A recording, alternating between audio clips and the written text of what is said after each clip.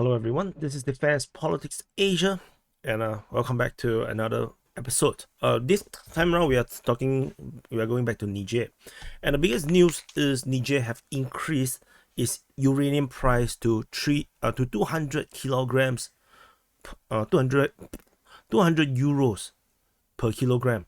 This comes previously it was actually only 80 cents euros, 80 cents euros per kilogram. And this is according to the World Nuclear Association. Niger is the seventh biggest producer of uranium, and this decision to increase their price to market price. This is market price. 200 euros per kilogram is market price. It's actually not. It's not like they hiked up beyond some crazy numbers. It's not. This is actually the market price, and the original price that they are selling at is actually way below market price.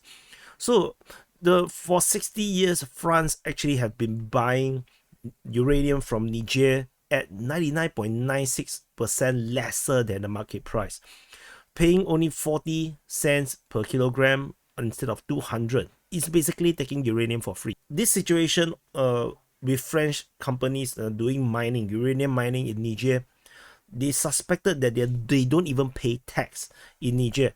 So in other words, Niger actually no, they're not earning a single thing from uranium, essentially. So as per the estimates, France actually imported 17,000 tons of uranium per year from Niger for the past 10 years, paying merely 1.4 million euros.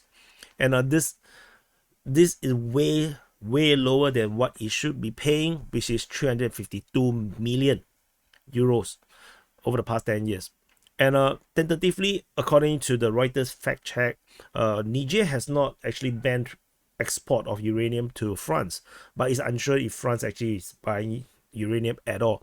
This actually creates a very complicated geopolitical situation for France. They have to make a decision because now France is not under a French-friendly government in control of Niger, and they are getting pushed out. So in the last report that I have mentioned, the French ambassador is getting kicked out of Niger, and they have given a deadline for them to leave, but he did not leave. Macron actually ordered this ambassador to stay in Niger. Niger, the new junta government has basically invoked the Article 9 of the Vienna Convention, basically declaring Sylvain Ité a persona non grata, and basically is now ordering police to expel him out of the country. Unfortunately, for the Niger side, despite this order for the police to expel him, he's still in the country, and he continued to stay in the country. He has been staying 2 weeks, past more than 2 weeks past the deadline. And Macron basically saying that this ambassador now in Niger is living like a hostage. He actually have no means of getting food from outside, and he's now living off military rations, whatever that's supposed to mean, because they put it in the hashtag. And as we speak, we have an ambassador and diplomatic staff that's literally held hostage in the French embassy. They are preventing food deliveries, and he's eating military rations. He cannot go out. He's persona non grata and is being refused food. And this actually is verified because there are food deliveries that is being sent to the French embassy, and these food deliveries are actually stopped by the security personnel of Niger, and actually disallowed to be brought into the embassy itself. And in fact, they might even be punishing these contractors that is actually delivering food to the embassy. So basically no one now dares to deliver food to the French embassy right now. And this situation attracted EU to voice their solidarity with the hostage, the French hostage that is in Niger. So Joseph Borrell say that we express solidarity with France over the situation of its ambassador on the ground. While he was in New York for the UN General Assembly, he renewed the bloc's full solidarity with Bazoum, and he praised the courage and determination of Bazoum, despite he actually don't need to do anything. He's basically stuck in the house. There's nothing he can do. There's nothing he could have done as well. And so no, when you cannot do anything, I'm not sure how do you call it courage and determination. But anyway, so Borrell, however, also says that the European agree to reassess their strategy in the Sahel, where France in particularly led efforts aiming at defeating jihadis. And we need a new approach as we face a more complex environment. We insisted on the idea that we need African solutions for African problems. And I find this to be a coded message. It sounds more than just saying that, oh, this is a European problem. This is a French problem. This is a French Sahel. These are all French controlled or influenced region. And the Europeans are now taking the opportunity. The European Union as a whole is now taking the opportunity to invade into the sphere of influence of France, as far as I am concerned. So, these areas have always been French speaking, is totally under the influence of France. And now EU got to step in because of this power vacuum. And EU says that they will follow the sanctions that ECOWAS, the West African bloc, regional bloc, whatever the ECOWAS plans to put into sanctions against the junta or the country, EU is likely to follow. So according to Joseph Borrell again, we will follow trying to implement the same kind of sanction that they have decided. He basically tell the reporters after the meeting of EU defense ministers, it's up to ECOWAS to take divisions in order to counter this military coup, and we will follow, trying to implement the same kind of sanctions that they have decided, and moving forward for an autonomous sanction regime to take action against the putschists. Work has already begun, and tomorrow the foreign ministers will advance on that. So Niger is definitely facing a serious threat again from outside. For whatever reasons, there is a lot of coup in this world, but Niger is very special. They are attracted way more attention than people would believe, would imagine that should be. So that's very, very unusual. And Gabon. Why nobody talks about Gabon anymore? It's very weird. How about Mali, Burkina Faso? Why Niger? Why Niger is so special? Bazoum have some magic, I wonder. The Niger military government continues to work on their diplomacy. They're trying to get the French out of this country, and they want to make a deal with ECOWAS. So they say that they have contacts that are currently underway for a very swift pull out of the French troops from Niger. And they also has continued to talk to ECOWAS and trying to continue contacts, and with good hope reach an agreement in the coming days. But this is from the 5th of September, so clearly that the coming days have not come. So they are also bracing to be attacked at any time, and every preparation has been taken.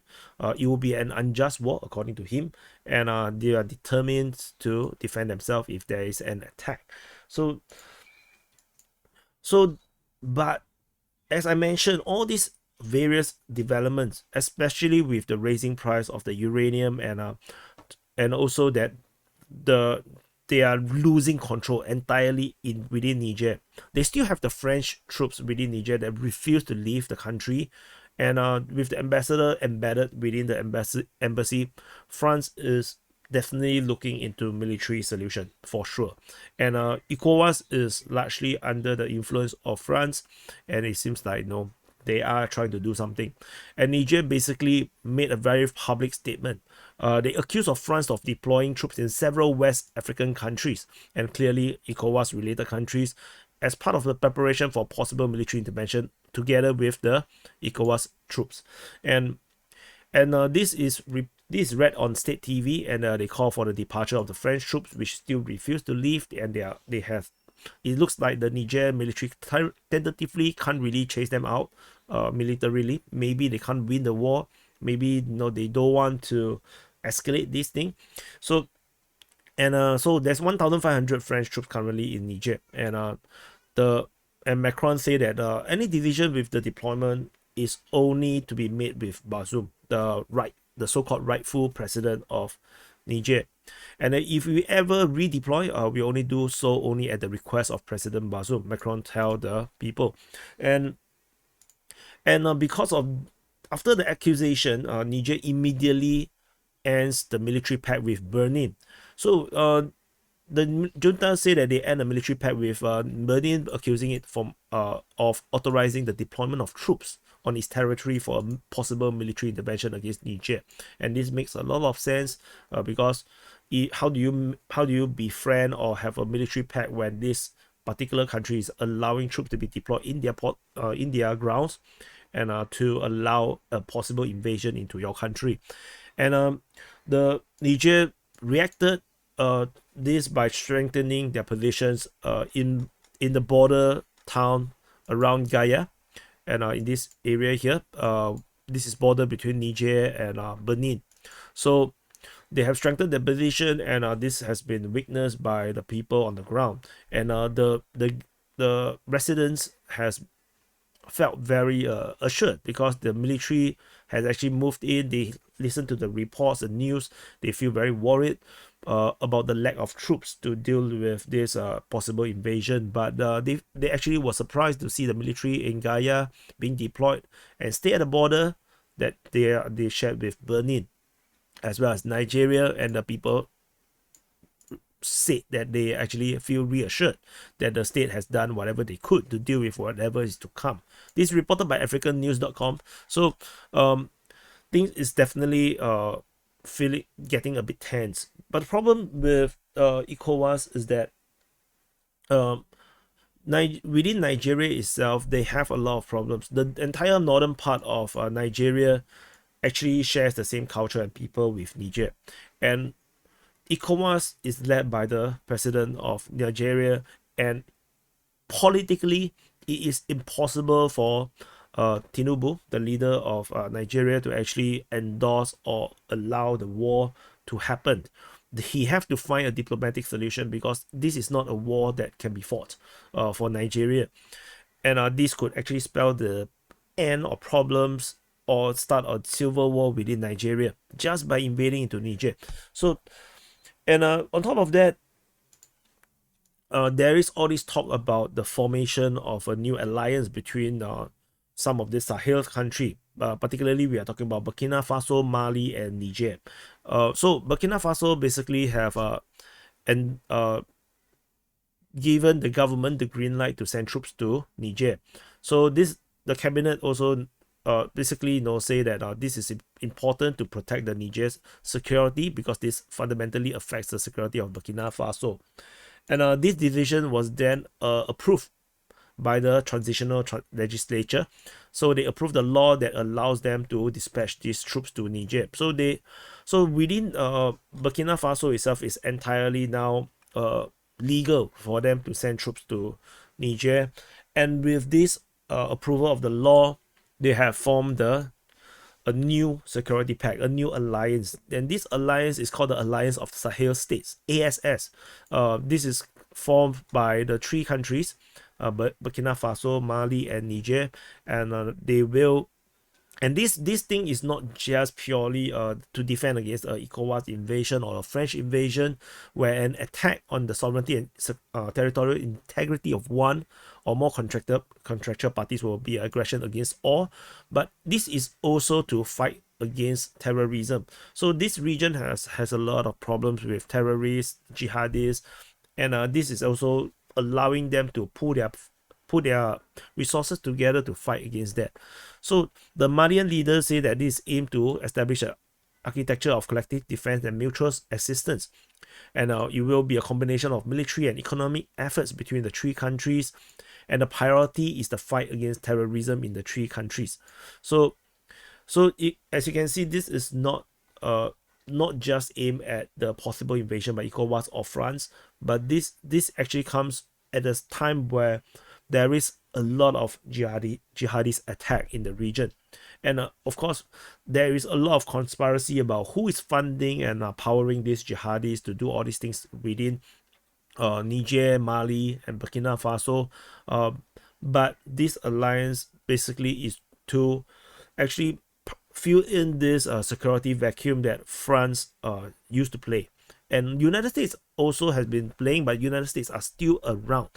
And to talk about United States first, we must talk about the junta reopening their airspace after they have closed it for 1 month.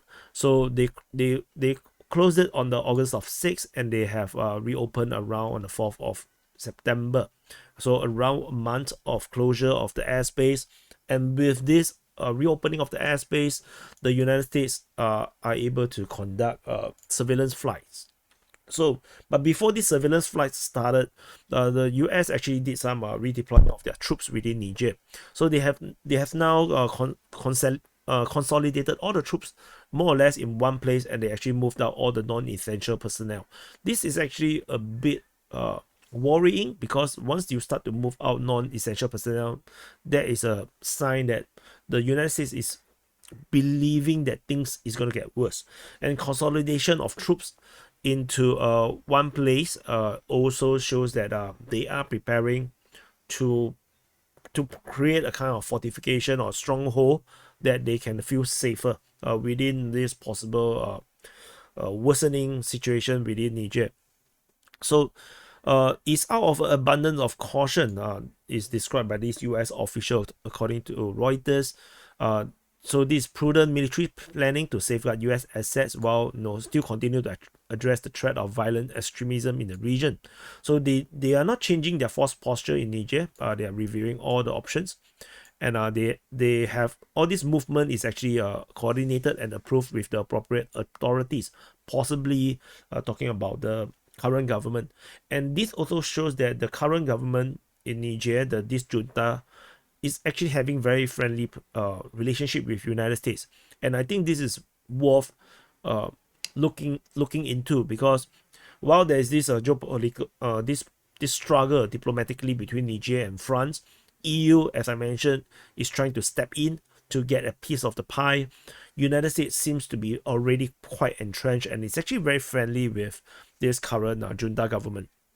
So they're moving all some of their personnel and assets from Airbase 101 from Niamey to Airport 201 in Agadez. Basically, it's 920 kilometers by road from Niamey. They're basically moving out of the war zone, because for any war to happen in Niger, the primary target of this invasion force is to conquer Niamey. So for the Americans, they are living away from where the hotspot is going to be in a possible war.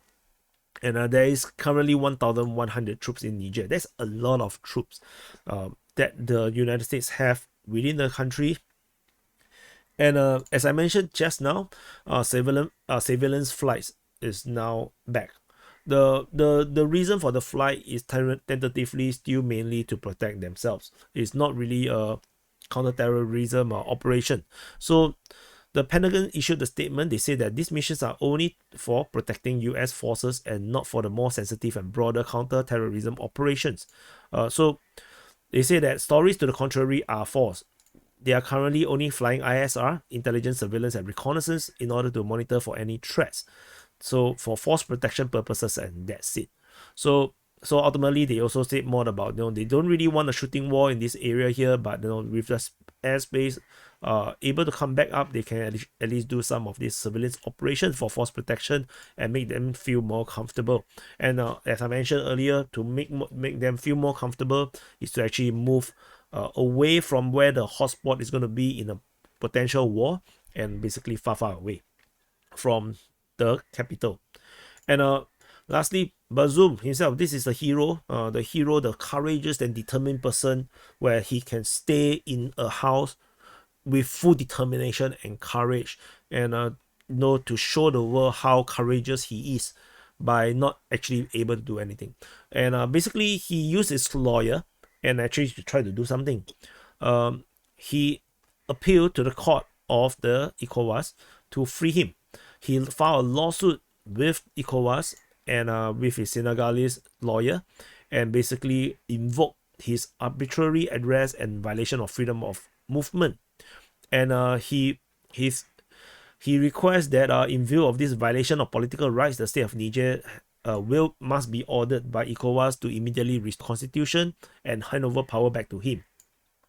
And then and he feels okay, this is not reality. He feels that if the court rules in favor of Bazoum, Niger will have the legal obligation to execute the division, which is kind of dreaming. The ECOWAS basically is threatened invasion, military operations against Niger, and now he expects the court of ECOWAS to actually have any legal rights, or legal power on Niger. I think he's dreaming, and he's basically desperate to move to this step where it makes no sense, where ECOWAS basically and Niger is basically two different powers now. They have no involvement. They are not linked at all. ECOWAS is the enemy of Niger right now, and to expect the enemy's court to have any power and influence on Niger, it just makes no sense. So he must be very desperate right now, because he's very courageous and determined.